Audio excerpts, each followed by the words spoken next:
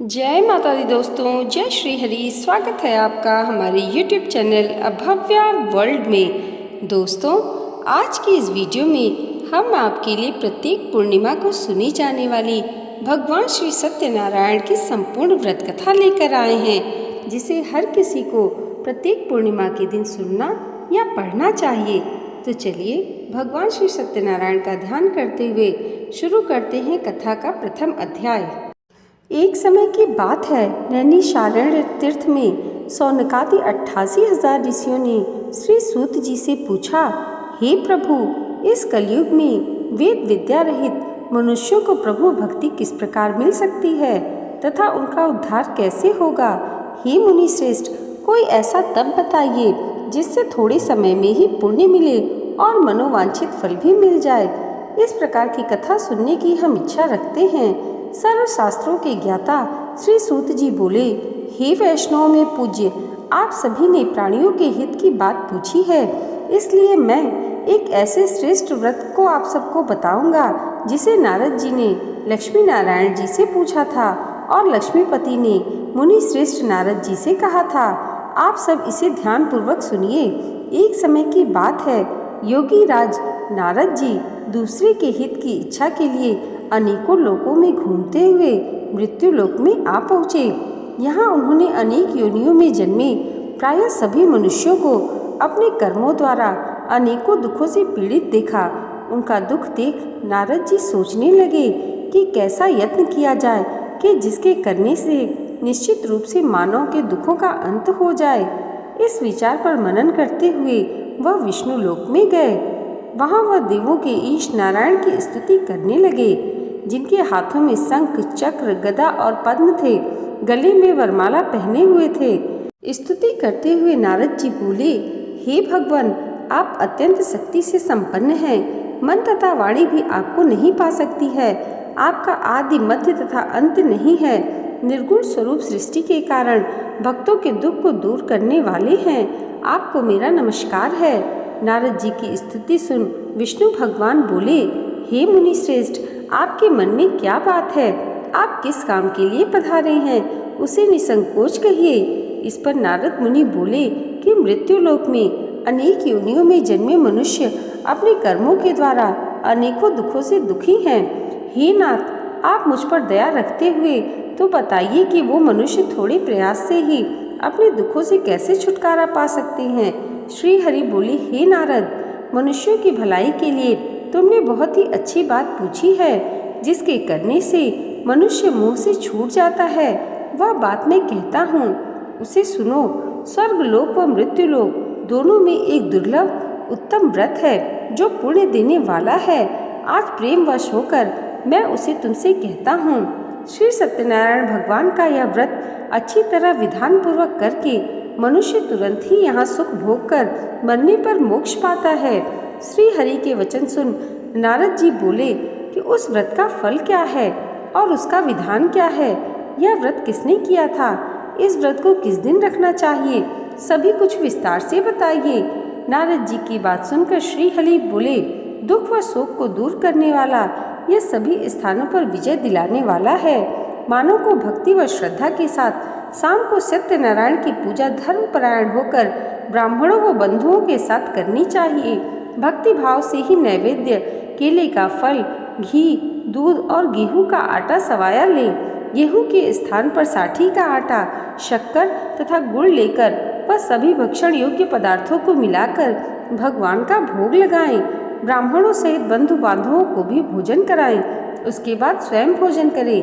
भजन कीर्तन के साथ भगवान की भक्ति में लीन हो जाएं। इस तरह से सत्यनारायण भगवान का यह व्रत करने पर मनुष्य की सारी इच्छाएं निश्चित रूप से पूरी होती हैं।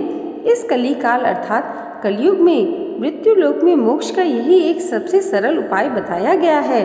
श्री सत्यनारायण व्रत कथा का पहला अध्याय संपूर्ण हुआ। बोलिए श्री सत्यनारायण भगवान की जय। सत्यनारायण भगवान की व्रत कथा का दूसरा अध्याय। श्री सूत जी बोले, हे ऋषियों, जिसने पहले समय में इस व्रत को किया था उसका इतिहास कहता हूँ, ध्यानपूर्वक सुनो। सुंदर काशीपुरी नगरी में एक अत्यंत निर्धन ब्राह्मण रहता था। भूख प्यास से परेशान वह धरती पर घूमता रहता था। ब्राह्मणों से प्रेम करने वाले भगवान ने एक दिन ब्राह्मण का वेश धारण कर उसके पास जाकर पूछा, हे विप्र, नित्य दुखी होकर तुम पृथ्वी पर क्यों घूमते हो? दीन ब्राह्मण बोला, मैं निर्धन ब्राह्मण हूँ, भिक्षा के लिए धरती पर घूमता हूँ। हे भगवान, यदि आप इसका कोई उपाय जानते हो तो बताइए। वृद्ध ब्राह्मण कहता है कि सत्यनारायण भगवान मनोवांछित फल देने वाले हैं, इसलिए तुम उनका पूजन करो। इसे करने से मनुष्य सभी दुखों से मुक्त हो जाता है। वृद्ध ब्राह्मण बनकर आए सत्यनारायण भगवान उस निर्धन ब्राह्मण को व्रत का सारा विधान बताकर अंतर ध्यान हो गए। ब्राह्मण मन ही मन सोचने लगा कि जिस व्रत को वृद्ध ब्राह्मण करने को कह गया है, मैं उसे अवश्य करूँगा। यह निश्चय करने के बाद उसे रात में नींद नहीं आई। वह सवेरे उठकर सत्यनारायण भगवान के व्रत का निश्चय कर भिक्षा के लिए चल पड़ा। उस दिन निर्धन ब्राह्मण को भिक्षा में बहुत धन मिला, जिससे उसने बंधु बांधवों के साथ मिलकर भगवान श्री सत्यनारायण का व्रत संपन्न किया। भगवान सत्यनारायण का व्रत संपन्न करने के बाद वह निर्धन ब्राह्मण सभी दुखों से छूट गया और अनेक प्रकार की संपत्तियों से युक्त हो गया। उसी समय से यह ब्राह्मण हर माह इस व्रत को करने लगा। इस तरह से सत्यनारायण भगवान के व्रत को जो मनुष्य करेगा वह सभी प्रकार के पापों से छूटकर मोक्ष को प्राप्त होगा। जो मनुष्य इस व्रत को करेगा वह भी सभी दुखों से मुक्त हो जाएगा। सूत जी बोले, इस तरह से नारद जी से नारायण जी का कहा हुआ श्री सत्यनारायण व्रत को मैंने तुमसे कहा। हे विप्रो, मैं अब और क्या कहूँ? ऋषि बोले, हे मुनिवर, संसार में उस विप्र से सुनकर और किस किसने इस व्रत को किया, हम सब इस बात को सुनना चाहते हैं। इसके लिए हमारे मन में श्रद्धा का भाव है। श्री सूत जी बोले, हे मुनियों, जिसने इस व्रत को किया है वे सब सुनो। एक समय वही विप्र धन व ऐश्वर्य के अनुसार अपने बंधु बांधवों के साथ इस व्रत को करने को तैयार हुआ। उसी समय लकड़ी बेचने वाला बूढ़ा आदमी आया और लकड़ियां बाहर रखकर अंधन ब्राह्मण के घर में गया। प्यास से दुखी वह लकड़हारा उनको व्रत करते देख विप्र को नमस्कार कर पूछने लगा कि आप यह क्या कर रहे हैं? तो उन्होंने बताया कि व्रत कर रहा हूँ तथा इसे करने से क्या फल मिलेगा, कृपया मुझे बताइए। ब्राह्मण ने कहा कि सभी मनोकामनाओं को पूरा करने वाला यह भगवान श्री सत्यनारायण का व्रत है। इनकी कृपा से ही मेरे घर में धन धान्य आदि की वृद्धि हुई है। विप्र से सत्यनारायण व्रत के बारे में जानकर लकड़हारा बहुत प्रसन्न हुआ। चरणामृत लेकर वह प्रसाद खाने के बाद वह अपने घर गया। लकड़हारे ने अपने मन में संकल्प किया कि आज लकड़ी बेचने से जो धन प्राप्त होगा उसी से श्री सत्यनारायण भगवान का उत्तम व्रत करूंगा।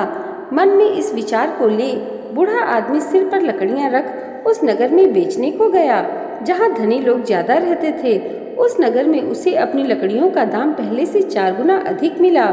बूढ़ा प्रसन्नता के साथ दाम लेकर केले, शक्कर, घी, दूध, दही और गेहूं का आटा ले और सत्यनारायण भगवान के व्रत की अन्य सामग्री लेकर अपने घर को गया। वहां उसने अपने बंधु बांधवों को बुलाकर विधि विधान से सत्यनारायण भगवान का पूजन और व्रत किया। इस व्रत के प्रभाव से वह बूढ़ा लकड़हारा धन, पुत्र आदि से युक्त होकर संसार के समस्त सुख भोग अंतकाल में वैकुंठ धाम को चला गया। श्री सत्यनारायण व्रत का दूसरा अध्याय संपूर्ण हुआ। बोलिए श्री सत्यनारायण भगवान की जय। सत्यनारायण भगवान की व्रत कथा का तीसरा अध्याय प्रारंभ होता है। सूत जी बोले, हे श्रेष्ठ मुनियों, अब आगे की कथा कहता हूँ। पहले समय में उल्का मुख नाम का एक बुद्धिमान राजा था। वह सत्यवक्ता और जितेंद्रिय था। प्रतिदिन देव स्थानों पर जाता और निर्धनों को धन देकर उनके कष्ट दूर करता था। उसकी पत्नी कमल के समान मुख वाली तथा सती साध्वी थी। भद्रशिला नदी के तट पर उन दोनों ने श्री सत्यनारायण भगवान का व्रत किया। उसी समय साधु नाम का एक वैश्य आया। उसके पास व्यापार करने के लिए बहुत सा धन भी था। राजा को व्रत करते देखकर वह विनय के साथ पूछने लगा, हे राजन, भक्ति भाव से पूर्ण होकर आप यह क्या कर रहे हैं? मैं सुनने की इच्छा रखता हूँ, तो आप मुझे बताएं। राजा बोला, हे साधु, अपने बंधु बांधवों के साथ पुत्र आदि की प्राप्ति के लिए एक महाशक्तिमान श्री सत्यनारायण भगवान का व्रत व पूजन कर रहा हूँ। राजा के वचन सुन साधु आदर से बोला, हे राजन, मुझे इस व्रत का सारा विधान कहिए। आपके कथनानुसार मैं भी इस व्रत को करूँगा। मेरी भी संतान नहीं है और इस व्रत को करने से निश्चित रूप से मुझे संतान की प्राप्ति होगी। राजा से व्रत का सारा विधान सुन व्यापार से निवृत्त हो वह अपने घर गया। साधु वैश्य ने अपनी पत्नी को संतान देने वाले इस व्रत का वर्णन कह सुनाया और कहा कि जब मेरी संतान होगी तब मैं इस व्रत को करूँगा। साधु ने इस तरह के वचन अपनी पत्नी लीलावती से कहे। एक दिन लीलावती पति के साथ आनंदित होकर सांसारिक धर्म में प्रवृत्त होकर सत्यनारायण भगवान की कृपा से गर्भवती हो गई। 10वें महीने में उसके गर्भ से एक सुंदर कन्या का जन्म हुआ। दिनों दिन वह ऐसे बढ़ने लगी जैसे कि शुक्ल पक्ष का चंद्रमा बढ़ता है। माता पिता ने अपनी कन्या का नाम कलावती रखा। एक दिन लीलावती ने मीठे शब्दों में अपने पति को याद दिलाया कि आपने सत्यनारायण भगवान के जिस व्रत को करने का संकल्प किया था उसे करने का समय आ गया है, आप इस व्रत को करिए। साधु बोला कि हे प्रिय, इस व्रत को मैं उसके विवाह पर करूँगा। इस प्रकार अपनी पत्नी को आश्वासन देकर वह नगर को चला गया। कलावती पिता के घर में रह वृद्धि को प्राप्त होती गई। साधु ने एक बार नगर में अपनी कन्या को सखियों के साथ देखा तो तुरंत ही दूत को बुलाया और कहा कि मेरी कन्या के योग्य वर देख कर आओ। साधु की बात सुनकर दूत कंचन नगर में पहुंचा और वहां देखभाल कर लड़की के सुयोग्य वणिक पुत्र को ले आया। सुयोग्य लड़के को देख साधु ने बंधु बांधवों को बुलाकर अपनी पुत्री का विवाह कर दिया। लेकिन दुर्भाग्य की बात ये कि साधु ने अभी भी श्री सत्यनारायण भगवान का व्रत नहीं किया। इस पर श्री भगवान क्रोधित हो गए और श्राप दिया कि साधु को अत्यधिक दुख मिले। अपने कार्य में कुशल साधु बनिया जमाई को लेकर समुद्र के पास स्थित होकर रत्नासारपुर नगर में गया। वहां जाकर दामाद ससुर दोनों मिलकर चंद्रकेतु राजा के नगर में व्यापार करने लगे। एक दिन भगवान सत्यनारायण की माया से एक चोर राजा का धन चुराकर भाग रहा था। उसने राजा के सिपाहियों को अपना पीछा करते देखा तो चुराया हुआ धन वहां रख दिया जहां साधु अपनी जमाई के साथ ठहरा हुआ था। राजा के सिपाहियों ने साधु वैश्य के पास राजा का धन पड़ा देखा तो वह ससुर जमाई दोनों को बांधकर प्रसन्नता से राजा के पास ले गए और कहा कि उन दोनों चोरों को हम पकड़ लाए हैं, आप आगे की कार्यवाही की आज्ञा दें। राजा की आज्ञा से उन दोनों को कठिन कारावास में डाल दिया गया और उनका सारा धन भी उनसे छीन लिया गया। श्री सत्यनारायण भगवान के श्राप से साधु की पत्नी भी बहुत दुखी हुई। घर में जो धन रखा था उसे चोर चुरा ले गए। शारीरिक तथा मानसिक पीड़ा व भूख प्यास से अति दुखी हो अन्न की चिंता में कलावती ब्राह्मण के घर गई। वहां उसने श्री सत्यनारायण भगवान का व्रत होते देखा। फिर कथा भी सुनी। वह प्रसाद ग्रहण कर रात को घर वापस आई। माता ने कलावती से पूछा कि हे पुत्री, अब तक तुम कहाँ थी, तेरे मन में क्या है? कलावती ने अपनी माता से कहा, हे माता, मैंने एक ब्राह्मण के घर में श्री सत्यनारायण भगवान का व्रत देखा है। कन्या के वचन सुन लीलावती भगवान के पूजन की तैयारी करने लगी। लीलावती ने परिवार व बंधुओं सहित सत्यनारायण भगवान का पूजन किया और उनसे वर मांगा कि मेरे पति तथा जमाई शीघ्र घर आ जाएं। साथ ही यह भी प्रार्थना की कि हम सबका अपराध क्षमा करें। श्री सत्यनारायण भगवान इस व्रत से संतुष्ट हो गए और राजा चंद्रकेतु को सपनों में दर्शन देते हुए कहा, हे राजन, तुम उन दोनों वैश्यों को छोड़ दो और तुमने उनका जो धन लिया है उसे वापस कर दो। अगर ऐसा नहीं किया तो मैं तुम्हारा धन तथा राज्य संतान सभी को नष्ट कर दूंगा। राजा को यह सब कहकर वह अंतर ध्यान हो गए। प्रातःकाल सभा में राजा ने अपना सपना सुनाया। फिर बोले कि बड़े पुत्रों को कैद से मुक्त कर सभा में लाओ। दोनों ने आते ही राजा को प्रणाम किया। राजा मीठी वाणी में बोला, हे महानुभाव, भाग्यवश ऐसा कठिन दुख तुम्हें प्राप्त हुआ है, लेकिन अब तुम्हें कोई भय नहीं है। ऐसा कह राजा ने उन दोनों को नए वस्त्राभूषण भी पहनाए और जितना धन उनका लिया था उससे दुगना धन वापस कर दिया। दोनों वैसे अपने घर को चल दिए। श्री सत्यनारायण व्रत कथा का तीसरा अध्याय संपूर्ण हुआ। बोलिए श्री सत्यनारायण भगवान की जय। श्री सत्यनारायण भगवान व्रत कथा का चौथा अध्याय प्रारंभ होता है। सूत जी बोले, वैश्य ने मंगलाचार कर अपनी यात्रा आरंभ की और अपने नगर की ओर चल दिए। उनके थोड़ी दूर जाने पर एक दंडी वेशधारी श्री सत्यनारायण ने उनसे पूछा, हे साधु, तेरी नाव में क्या है? अभिवाणी बड़ी खस्ता हुआ बोला, हे दंडी, आप क्यों पूछते हो? क्या धन लेने की इच्छा है? मेरे नाव में तो बेल व पत्ते भरे हुए हैं। वैश्य के कठोर वचन सुन भगवान बोले, तुम्हारा वचन सत्य हो। दंडी ऐसे वचन कह वहां से दूर चले गए। कुछ दूर जाकर समुद्र के किनारे बैठ गए। दंडी के जाने के बाद साधु वैश्य ने नृत्य क्रिया के पश्चात नाव को ऊंची उठते देखकर अचंभा माना और नाव में बेल पत्ते आदि देख वह मूर्छित हो जमीन पर गिर पड़ा। मूर्छा खुलने पर वह अत्यंत शोक में डूब गया। तब उसका दामाद बोला कि आप शोक ना मनाएं, यह दंडी का शाप है, इसलिए हमें उनकी शरण में जाना चाहिए, तभी हमारी मनोकामना पूरी होगी। दामाद की बात सुनकर वह दंडी के पास पहुंचा और अत्यंत भक्तिभाव से नमस्कार कर बोला, मैंने आपसे जो जो असत्य वचन कहे थे उनके लिए मुझे क्षमा कर दे। ऐसा कहकर महान शोकातुर हो रोने लगा। तब दंडी भगवान बोले, हे वणिक पुत्र, मेरी आज्ञा से बार बार तुम्हें दुख प्राप्त हुआ है, तो मेरी पूजा से विमुख हुआ। साधु बोला, हे भगवान, आपकी माया से ब्रह्मा आदि देवता भी आपके रूप को नहीं जानते, तब मैं अज्ञानी कैसे जान सकता हूँ। आप प्रसन्न होइए, अब मैं सामर्थ्य के अनुसार आपकी पूजा करूँगा, मेरी रक्षा कीजिए और पहले के समान नौका में धन भर दो। साधु वैश्य के भक्तिपूर्वक वचन सुनकर भगवान प्रसन्न हो गए और इसकी इच्छानुसार वरदान देकर अंतर ध्यान हो गए। ससुर जमाई जब नाव पर आए तो नाव धन से भरी हुई थी। फिर वहीं अपने अन्य साथियों के साथ सत्यनारायण भगवान का पूजन कर अपने नगर को चल दिए। जब नगर के नज़दीक पहुँचे तो दूत को घर पर खबर करने के लिए भेज दिया। दूत साधु की पत्नी को प्रणाम कर कहता है कि मालिक अपने दामाद सहित नगर के निकट आ गए हैं। दूत की बात सुन साधु की पत्नी लीलावती ने बड़े हर्ष के साथ सत्यनारायण भगवान का पूजन कर अपनी पुत्री कलावती से कहा कि मैं अपने पति के दर्शन को जाती हूँ, तू कार्य पूर्ण कर शीघ्र आ जा। माता के ऐसे वचन सुन कलावती जल्दी से प्रसाद छोड़ अपने पति के पास चली गई। प्रसाद की अवज्ञा के कारण श्री सत्यनारायण भगवान रुष्ट हो गए और नाव सहित उसके पति को पानी में डुबो दिया। कलावती अपने पति को वहां न पाकर रोती हुई जमीन पर जा गिरी। नौका को डूबा हुआ देख व कन्या को रोता देख साधु दुखी होकर बोला कि हे प्रभु, मुझसे तथा मेरे परिवार से जो भूल हुई है उसे क्षमा कीजिए। साधु के दीन वचन सुनकर श्री सत्यनारायण भगवान प्रसन्न हो गए और आकाशवाणी हुई, हे साधु, तेरी कन्या मेरे प्रसाद को छोड़कर आई है, इसलिए उसका पति अदृश्य हो गया है। यदि वह घर जाकर प्रसाद खाकर लौटती है तो इसे इसका पति अवश्य मिलेगा। ऐसी आकाशवाणी सुन कलावती घर पहुंचकर प्रसाद खाती है और फिर आकर अपने पति के दर्शन करती है। इसके बाद साधु अपने बंधु बांधवों से श्री सत्यनारायण भगवान का विधि विधान से पूजन करता है। इस लोक का सुख भोग वह अंत में स्वर्ग को जाता है। श्री सत्यनारायण व्रत कथा का चौथा अध्याय संपूर्ण हुआ। बोलिए श्री सत्यनारायण भगवान की जय। सत्यनारायण भगवान की व्रत कथा का 5वां अध्याय आरंभ होता है। सूत जी बोले, हे ऋषियों, मैं और भी एक कथा सुनाता हूँ, उसे ध्यानपूर्वक सुनो। प्रजापालन में लीन तुंगध्वज नाम का एक राजा था।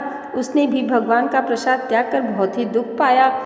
एक बार वन में जाकर वन्य पशुओं को मारकर वह बड़ के पेड़ के नीचे आया। वहां उसने ग्वालों को भक्ति भाव से अपने बंधुओं सहित सत्यनारायण भगवान का पूजन करते देखा। अभिमानवश राजा ने उन्हें देखकर भी पूजा स्थान में नहीं गया और ना ही उसने भगवान को नमस्कार किया। ग्वालों ने राजा को प्रसाद दिया, लेकिन उसने वह प्रसाद नहीं खाया और प्रसाद को वहीं छोड़ वह अपने नगर को चला गया। जब वह नगर में पहुंचा तो वहां सब कुछ तहस नहस हुआ पाया, तो वह शीघ्र ही समझ गया कि यह सब भगवान ने ही किया है। वह दोबारा ग्वालों के पास पहुंचा और विधि पूर्वक पूजा करके प्रसाद खाया तो श्री सत्यनारायण भगवान की कृपा से सब कुछ पहले जैसा हो गया। दीर्घ काल तक सुख भोगने के बाद मरणोपरांत उसे स्वर्गलोक की प्राप्ति हुई। जो मनुष्य परम दुर्लभ इस व्रत को करेगा तो भगवान सत्यनारायण की अनुकंपा से उनसे धन धान्य की प्राप्ति होगी। निर्धन धनी हो जाता है और भय मुक्त हो जीवन जीता है। संतानहीन मनुष्य को संतान सुख मिलता है और सारे मनोरथ पूर्ण होने पर मानव अंत काल में वैकुंठ धाम को जाता है। सूत जी बोले, जिन्होंने पहले इस व्रत को किया है अब उनके दूसरे जन्म की कथा कहता हूँ। वृद्ध सतानंद ब्राह्मण ने सुदामा का जन्म लेकर मोक्ष की प्राप्ति की। लकड़हारे ने अगले जन्म में निषाद बनकर मोक्ष को प्राप्त किया। उल्का मुख नाम का राजा दशरथ होकर बैकुंठ को गए। साधु नाम के वैश्य ने मोरध्वज बनकर अपने पुत्र को आरी से चीरकर मोक्ष पाया। महाराज तुंगध्वज ने स्वयंभू होकर भगवान में भक्ति युक्त हो कर्म कर मोक्ष पाया। श्री सत्यनारायण व्रत कथा का 5वां अध्याय संपूर्ण हुआ। बोलिए श्री सत्यनारायण भगवान की जय। दोस्तों, आज की इस वीडियो में हमने भगवान श्री सत्यनारायण व्रत कथा के 5 अध्यायों का श्रवण किया।